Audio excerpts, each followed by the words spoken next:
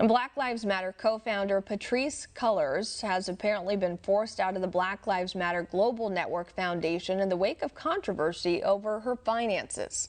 One America's John Hines has more from Washington. Paul Kamenar, I know that you're counsel at the National Legal and Policy Center, talking about this issue of this person named Patrisse Cullors. She is the founder, supposedly, of Black Lives Matter, the BLM movement. She announced that she's stepping down just recently, but you are saying, and the National Legal Policy Center is saying, this is just the tip of the iceberg, and that in fact, although she said she's stepping down, she's not really stepping down. What seems to be going on? Well, this is the tip of the iceberg in the sense that she's now all of a sudden announcing that she's stepping down at the heels of a lot of investigations that NLPC has done, several good reporters with the New York Post and the Daily Caller Foundation and the Daily Signal to look into her finances. This is just with regard to allegations of corruption. Basically self-dealing, which one could say is corruption, where she has 4 or 5 different organizations where millions of dollars are coming in, and you're trying to find out, where is this money going?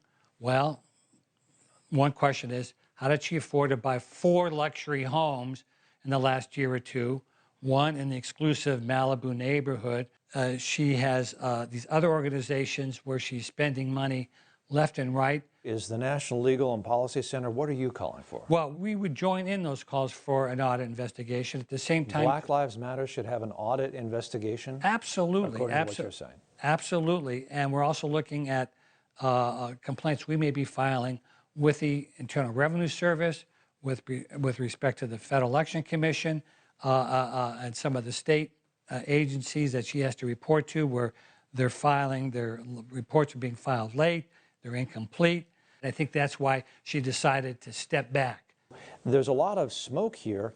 What do we think about the possibility of there being a fire somewhere in terms of allegations of corruption with Black Lives Matter? Well, we think that where there's smoke, there usually is fire, and that's why we're going to continue digging into this, John. Now, you have a copy of a tax document, and what does this tax document show with regard to Miss Patrisse Cullors? Yeah, no, here's the and the Black Lives Matter movement. Black Lives Matter Global Network Foundation. Here's their IRS filing for 2019, and it shows here on the second page who the directors and officers are.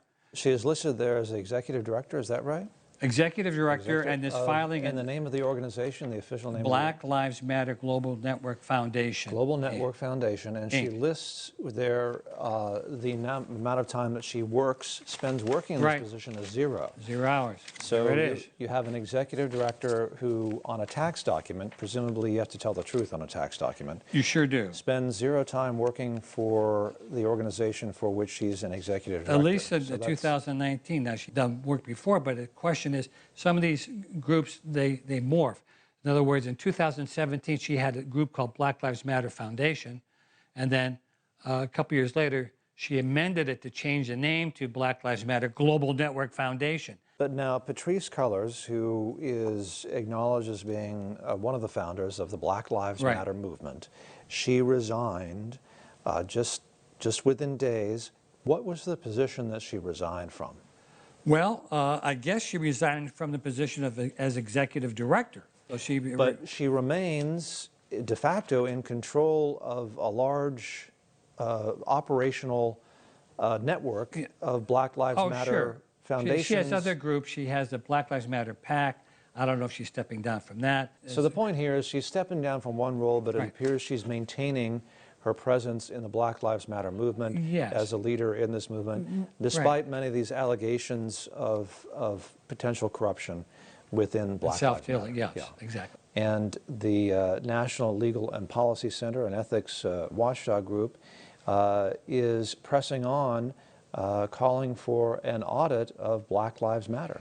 We're digging into this, John. We're going to be filing complaints with the IRS and other agencies as we get the evidence. What is it that you are looking for? Well, we're just looking for follow the money. Paul Kamenar, thank you for joining us on One American News. Thank you, John. My pleasure.